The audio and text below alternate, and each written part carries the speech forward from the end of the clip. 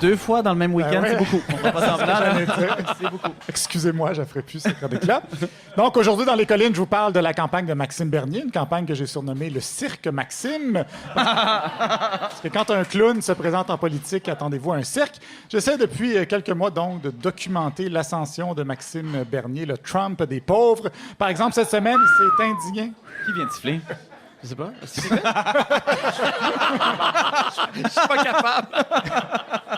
Et par exemple, cette semaine, il s'est indigné qu'on retire les affiches contre l'immigration de masse que quelqu'un avait posées pour l'encourager dans sa démarche. Il a dénoncé, notez bien ça, la meute gauchiste totalitaire qui a voulu le censurer. Dans votre face, hein, Olivier?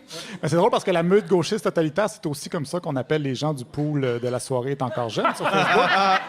Mais avant ça, plus tôt cet été, on s'en rappelle, Maxime nous avait montré les bons côtés des changements climatiques. Le climat est quelque chose qui change tout le temps. D'ailleurs, c'est la norme du climat. Ce qui est normal, c'est que le climat change. Et il y a plus de 12 000 ans, bien ici, on était sous la glace. Et grâce au changement climatique, bien le Canada est ce qu'il est. Exactement. J'espère que ça ne vous surprend pas trop qu'un conservateur ait des références d'il y a 12 000 ans. La préhistoire, c'est un peu leur âge d'or à eux, hein, le bon vieux temps où on pouvait encore manger de la viande et séduire une femme en lui sacrant un coup de massue sur la tête. Il a aussi évoqué l'idée de bâtir une clôture à la frontière pour stopper les envahisseurs. Bien, lorsqu'on dit la clôture, c'est une clôture qui va barrer le chemin. Là, c'est pas un mur. C'est pas un mur. Pourquoi il faut toujours qu'on fasse moins bien que les Américains?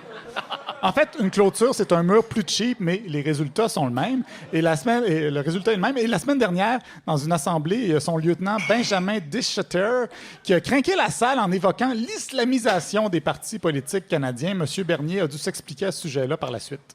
M. Bernier, votre premier conférencier, parlait entre autres de la menace islamiste, l'infiltration islamiste. Oui. Est-ce que vous craignez aussi une infiltration islamiste dans les partis, cette menace-là? Bien, vous voyez, regardez Andrew Scheer. Regardez Andrew Scheer. Il se déplace pour aller voir des extrémistes islamistes et avoir leur vote.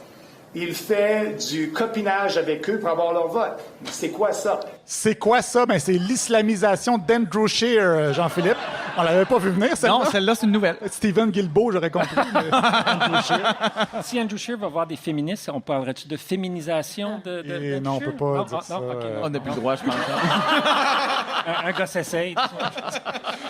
Toujours dans l'extrémisme religieux, Maxime Bernier a dit dans une entrevue avec un pasteur quelconque que c'était une bonne idée de contester les cours d'éducation sexuelle. Il y a certaines parties de la population qui ne sont pas encore au courant que cette législation-là brime les droits individuels des Québécois. Moi, ce que je veux leur dire, c'est que je vous encourage à faire cette bataille-là pour défendre vos propres droits.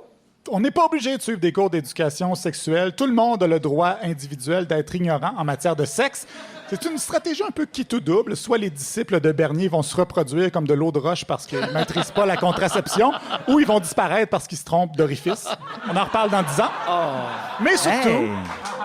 Le monde mange à cette heure-là. Mais surtout, Maxime a recruté d'excellents candidats, dont mon préféré, Ken Pereira, ex-syndicaliste, chroniqueur à Radio X, mais aussi chroniqueur expert en complot sur une chaîne YouTube. Par exemple, dans un épisode de plus d'1 heure, il a exposé la théorie selon laquelle la Terre serait contrôlée par des reptiliens. Et en conclusion de cette émission-là, l'animateur lui a posé cette question. De 1 à 10, quelle est la probabilité que des extraterrestres aux formes reptiliennes soient les vrais maîtres de la Terre? C'est très difficile à dire. Maître de la Terre, ben, tu sais, autre que nous, je dirais qu'il y a un bon 6. 6? Ah, 6 sur 10. Attendez! Il m'a écrit. C'est vrai? Il m'a écrit pour me parler de changement climatique. Ah oui? Ouais. Mais vous êtes un reptilien, alors. Ben, probablement. Il essaie de se rendre là. Là, il a dit 6 sur 10, mais il a précisé sa pensée. Ça pourrait être un 7. Non, clairement, ça pourrait être un 7. Parce que là, il parlait, en fait, d'une organisation secrète qui soit maître de la Terre. Mais quand on parle spécifiquement des extraterrestres reptiliens, il est plus prudent. Mais je parle d'un extraterrestre aux formes reptiliennes.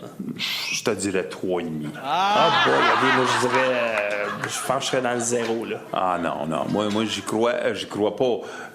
Je je pense pas. Mais avec tout le monde qui m'a déjà parlé, toutes les entrevues que j'ai écoutées, qu'est-ce que je te dis avec les artefacts qu'on voit, il y a une influence reptilienne quelque part sur notre part. 35 de chance, selon lui. Ben, que moi, la c'est le 0.5 sur 10, moi, qui a ajouté. Il aurait pu dire 3, il aurait pu dire 4, mais il file le 0.5. 3,5. Ouais. C'est beaucoup plus raisonnable. Il sera candidat à Québec dans Port-Neuf-Jacques-Cartier. Il risque fort de perdre son sang-froid et verser des larmes de crocodile. Ça va être de toute beauté. Hey, Et t'as-tu vu ça? Ah, il est En extraordinaire. en attendant, on va se laisser sur un peu de musique tirée du lancement de campagne de Mad Max. Nous allons créer la plus grande surprise de l'histoire du Canada le 21 octobre prochain. Vive le Canada!